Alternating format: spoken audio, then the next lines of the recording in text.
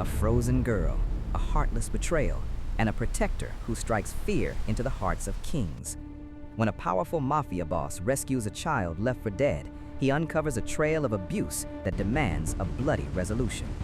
You won't believe the terrifying revenge he plots against the people who were supposed to protect her. Stay until the end, because what happens at that charity gala will leave your jaw on the floor. One of his lieutenants had been leaking information to a rival syndicate. Tonight, that story was ending. His men swept the warehouse floor by floor, rusted catwalks, broken pallets, the smell of machine oil, and something older, something organic. On the third floor, one of his soldiers, a stocky man named Dex, stopped walking. "Boss, you need to see this." Vitelli turned. In the far corner, behind a collapsed shelf unit, sat an industrial freezer, the kind used for meat storage, the kind big enough for a man or a child. The latch had been secured with zip ties from the outside, sealed, deliberate. Vitelli pulled a blade from his coat and cut the ties. He pulled the door open. The cold hit him like a fist. Inside, curled against the frosted back wall, was a girl. She couldn't have been more than 9 years old. Her lips were the color of slate. Her hands were clasped to her chest, clutching something, a folded piece of paper held so tightly that her knuckles had gone white even through the blue tint of her skin. She was alive, barely. Every man in that room had done terrible things. Vitelli himself had ordered operations that would make judges lose sleep for years, but every one of them went quiet when they saw that child. Dex looked away. Another soldier, a man called Rook, took off his jacket without being told. Vitelli reached in and lifted the girl out himself. She weighed almost nothing. "Get the car warm," he said. "Kel Castellan, tell him we have a priority case." "Sir," Dex said carefully, "this isn't our problem." Vitelli looked at the man for exactly 2 seconds. "It is now." As they carried her out, Vitelli gently uncurled the paper from her frozen fingers. He opened it. 3 names, 1 address, and a photograph of a man he recognized, a man who had been photographed shaking the governor's hand just 2 weeks ago. Vitelli folded the paper carefully and put it in his inside pocket. His jaw set like iron. This wasn't just a frozen girl in a warehouse.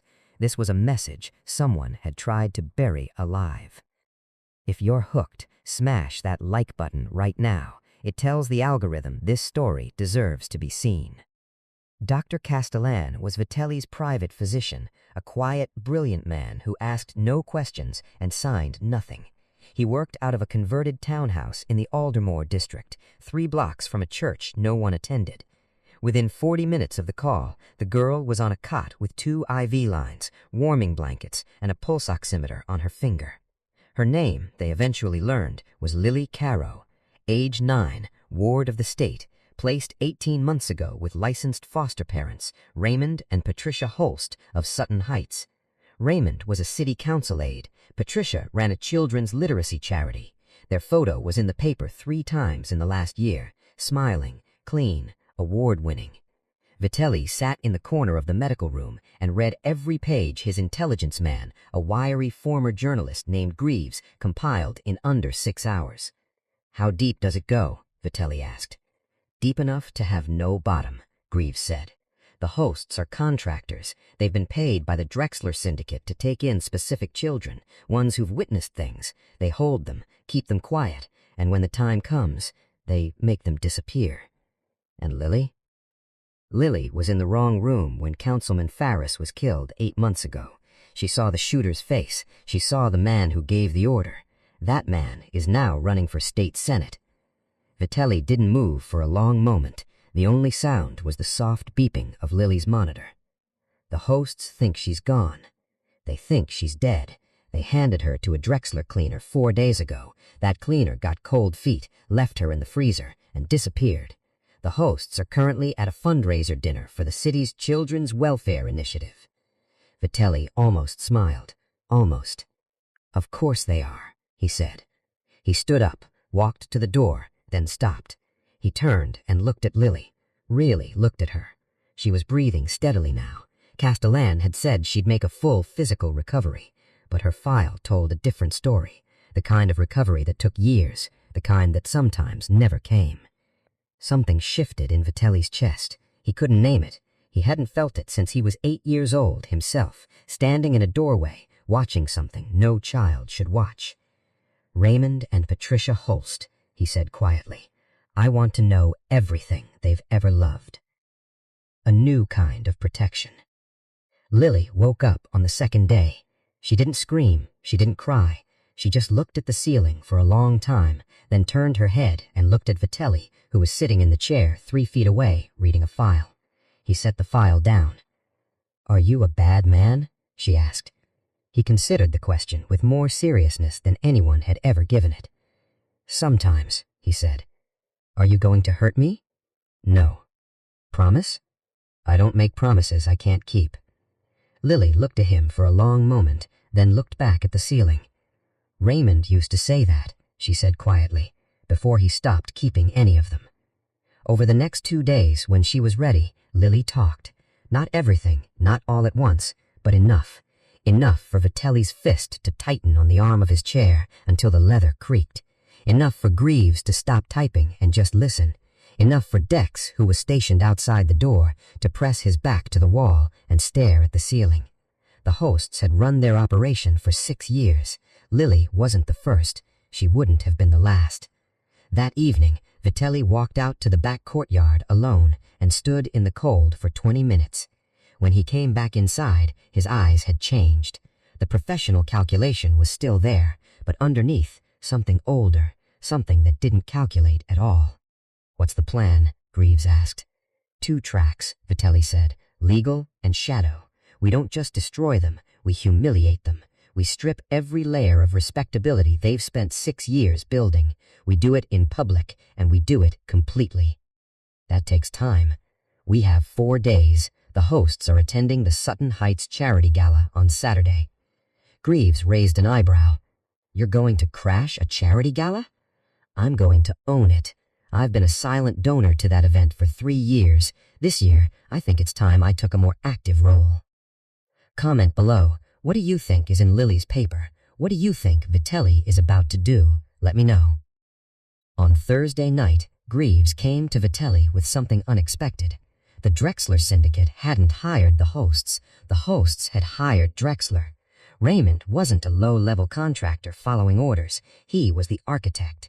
He had built the entire pipeline himself, identifying vulnerable children in the foster system, placing them strategically, monetizing their silence, and when silence failed, eliminating the source. The Drexler organization was simply muscle for hire. Raymond was the mind. Patricia managed the paperwork. The children's literacy charity she ran had a secondary function. It gave her access to social workers, judges, and placement officers across 3 counties. They hadn't stumbled into evil. They had engineered it, professionally, over years, with spreadsheets. Vitelli read the full report without expression. Then he closed the folder. "How many children?" he asked. "We've confirmed 11. There may be more." The room was very quiet.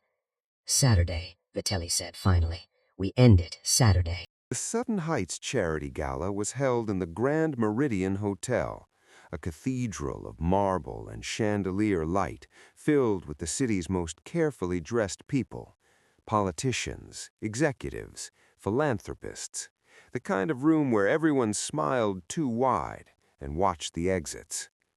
Raymond and Patricia Holst arrived at 7:15. They were greeted warmly. Patricia wore a deep green gown. Raymond shook hands with the deputy mayor. They were, as always, the picture of grace. By 7:30, they were seated at table 4, the best table in the room, directly beneath the main chandelier. By 7:45, Raymond's phone buzzed. A text from his bank. Account access suspended. Fraud review in progress. He frowned, put it away, assumed a glitch. At 8 o'clock, the gala's MC took the stage and announced a special presentation, a tribute to the city's most impactful child welfare programs, sponsored by a new anonymous donor. A screen descended from the ceiling. Raymond straightened his tie. Patricia touched her pearls. The screen lit up. Not with a tribute video, with financial records.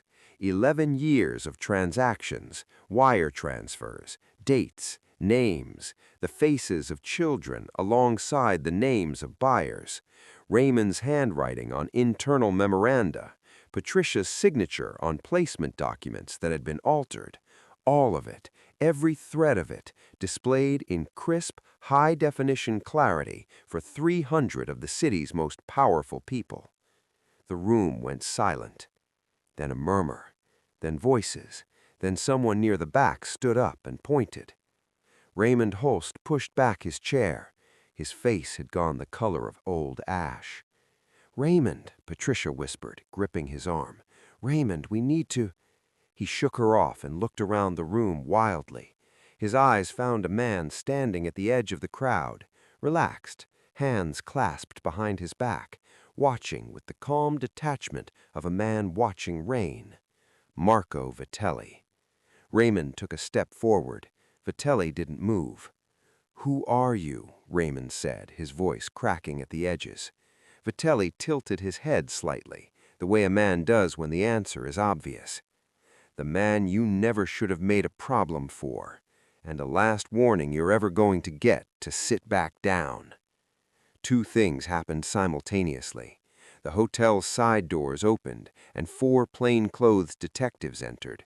Greaves had spent 2 days building a case file so airtight that 3 different prosecutors had called it the cleanest thing they'd ever seen. And on Raymond's phone, a final notification appeared. Every financial account linked to the Holst name had been frozen, including the charity. Raymond didn't sit down. He lunged.